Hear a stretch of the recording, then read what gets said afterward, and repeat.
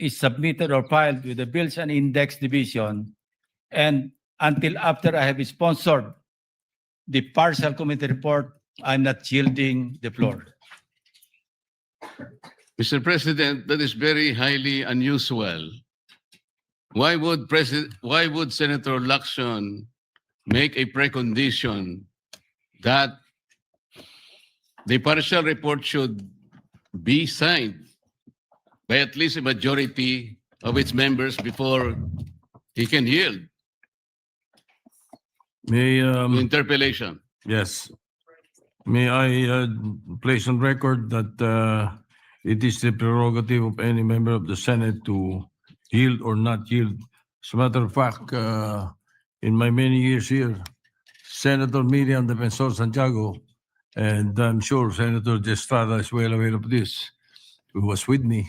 Senator Miriam Defensor Santiago, every time she delivers a privileged speech, does not entertain any interpellation. Yes, And Mr. it is her- President, but it this is her is prerogative. this is different And then, because if as I said, it is the prerogative of Senator Santiago, and it is likewise the prerogative of Senator Lacson, because he wants that, as he mentioned, he wanted that his partial committee report be reported out and sponsored before he can answer any questions to that effect. Mr. President, if Senator Lacson would just say that he doesn't want to be interpellated, that will be okay with me. But he should not make a precondition that his unwillingness is conditioned upon whether or not the partial report should be signed by the majority. This is very unusual, Mr. President. Yes, we respect your opinion. And because he doesn't want to be interpellated, may I just be given the opportunity to make manifestation because my name was mentioned. Of By course, Senator Lacson. of course you may. Thank you, Mr. President. Mr. President, I cannot speak for our colleagues why they hesitate or even refuse to sign the partial report he allegedly disseminated to the members. But as for myself, Mr. President, I cannot sign a partial report. A partial report is basically unfinished. An unfinished report cannot be assumed to have contained the final and collective judgment of all the members. This is very basic, Mr. President. Secondly, I did not heed my reasons why I cannot sign the partial report. I delivered a privileged speech some time ago, Mr. President, outlining the reasons, therefore. Number one, I was expecting the chairman of the Blue Ribbon Committee to have conducted several hearings more. And in those hearings, he should have invited several persons whom I enumerated in my privileged speech. Namely, Yusek Adrian Bersamin, Yusek Jojo Cadiz, former Governor Luis Chavez Singson,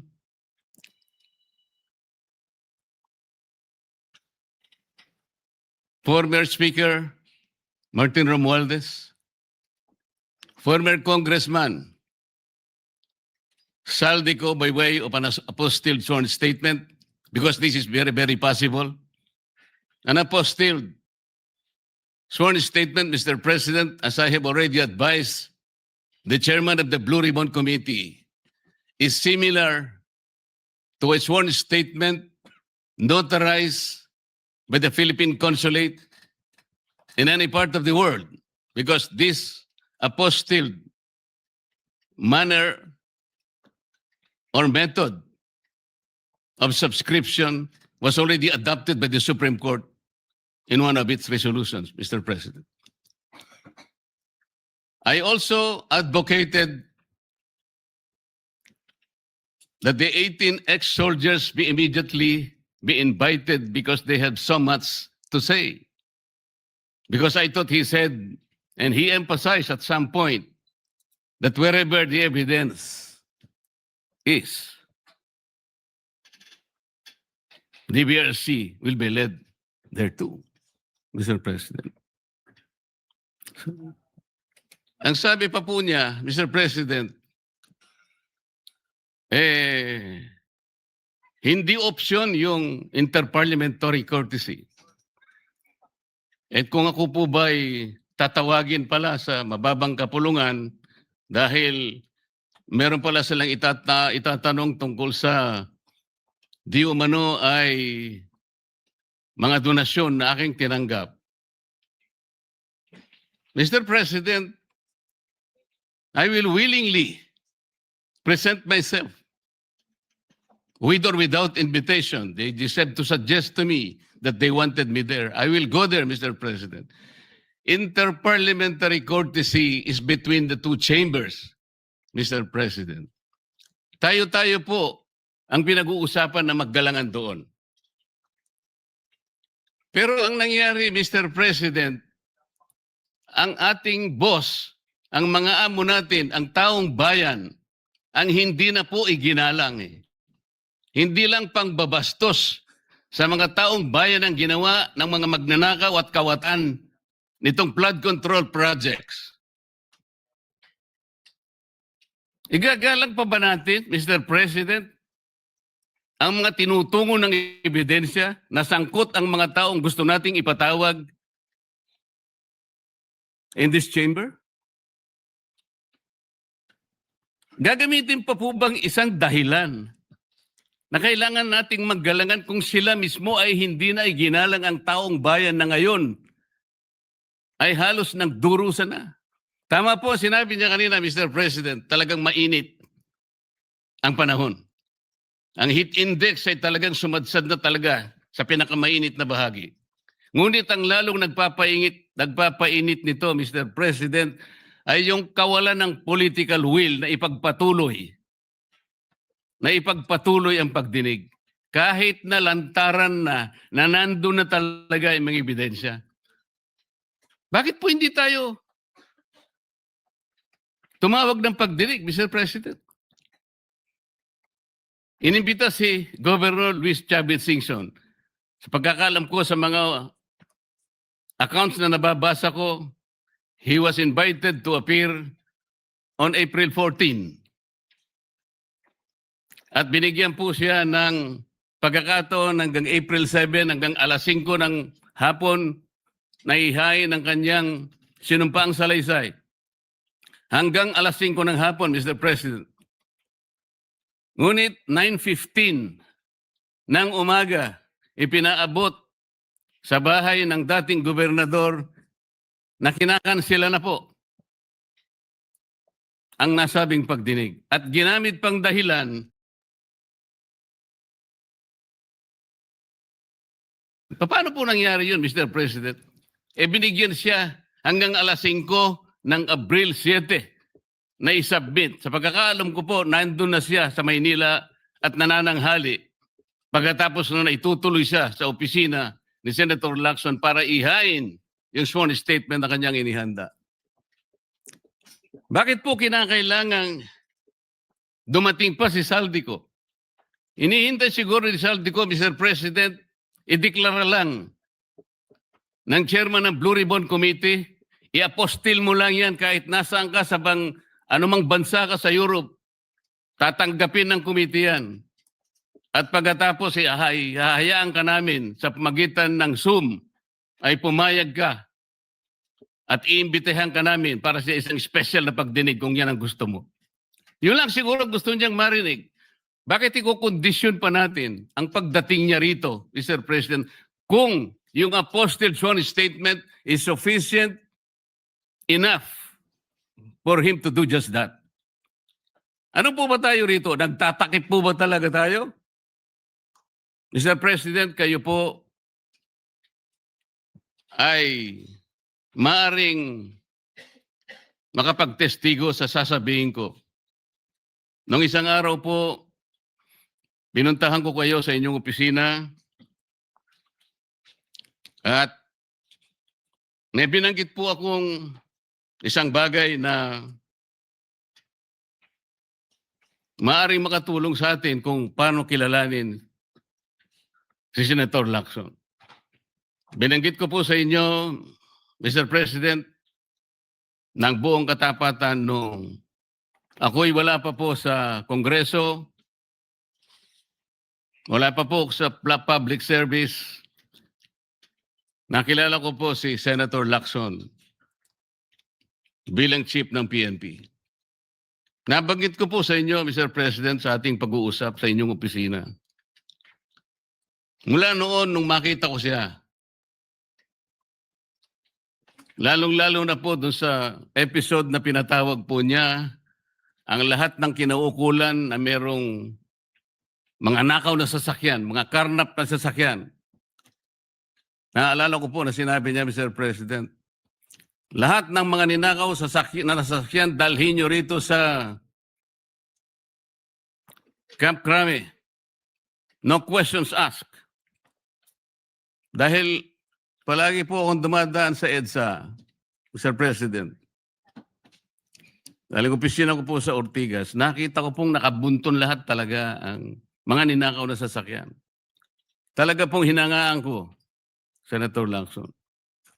Walang nakagawa nun sa aking palagay kung hindi siya lang. Di ba, Mr. President, sinabi ko pa sa'yo, sayang wala na ako yung aking kaibigan, yung dating mayor ng Marikina, Bayani Fernando. Dahil kinausap ko po siya. Sabi ko, Bayani, alam mo, yung ginagawa mo sa Marikina, gusto ko rin eh. At yung ginagawa ni Chief PNP, Ping Lacson, gusto ko din yun. Ayaw mo ba siyang kausapin na kayong dalawa tumakbo? Si Ping Lacson ang president, ikaw naman ang vice president. Kinuwento ko sa iyo yan, Sir President. Bakit ko po sinasabi ngayon ito, Ginoong Pangulo? Nung umpisa po talagang ganun na nakita ko po eh. Yung kanyang kagustuhan na maayos natin ang ating bansa. Yung sinasabi niyang track record, nung umpisa nandun po yun eh. Hindi ko ikukwento ito kung hindi talagang hinangaan ko siya. Noon. Pero bakit ngayon po ay nagkaiba, Mr. President? Parang yung pedestal na aking hinangaan, yung alamat na nandoon, unti-unting gumuho. Nalulungkot po ako at nangyari yun, Mr. President. Ang sabi ko pa nga eh, hindi ba tayo dapat maglaban-laban dito eh. Ang kapakanan ng mamamayan ng ating bansa, ang importante rito po eh. Yung direksyon natin. Bakit kailangan akong palaging pinapasaringan? Hindi naman po ang aking kagustuhan eh. Kung sino yung dapat na sumikat o sino yung dapat magpasikat, hindi po yun eh. Isa lang po ang sikat dito, Mr. President. Ang taong bayan na pinagsisilbihan nating lahat. Doon po natin ituon ang lahat ng ating makakaya, ang lahat ng ating energy. Malampasan sana natin ang problemang ito. Ngunit, yung hindi po pagganap sa tungkulin. Yun po yung hinahanap ng tao, Mr. President. Napakainit na po ng panahon talaga. Pinapag-iinit pa ng paghihintay nang hindi malaman hanggang kailan maghihintay ang taong bayan. Ano po ba ang dahilan kung bakit nagkaroon siya ng privilege speech ngayong hapon? Para saan? Para saan? Hindi po ba mas maganda na kumpletuhin natin yung report? Hindi partial. Ano yun? Partial final? O partial provisional? Paano ko po malalaman, Mr. President, kung hindi po ibinigay yung hard copy? Pipilitin akong basahin na nandun lamang sa online. Binigyan lamang kami ng isang file para doon kuhanin namin kami mag-print. Paano ko ba ikukumpara po yung ipinrint ko? Hindi ko naman alam kung sinong gumawa nun dahil wala nga pong pirma yun eh. Doon lang sa paraan na yun eh. Nagkakaroon na po ng agam-agam eh. Pagkatapos ayaw pa nilang mag-interpolate. Nasa sa kanya po yun, Mr. President. Pero ako po, ang tanging hangarin ko lamang, ayusin natin lahat ito. Sabi nga po niya, hindi makakalimutan ng taong ito at talaga naman pong hindi malilimutan sapagkat ito na po yata ang pinakamalawak na nakawan sa kasaysayan ng ating bansa. Salamat po, Mr. President.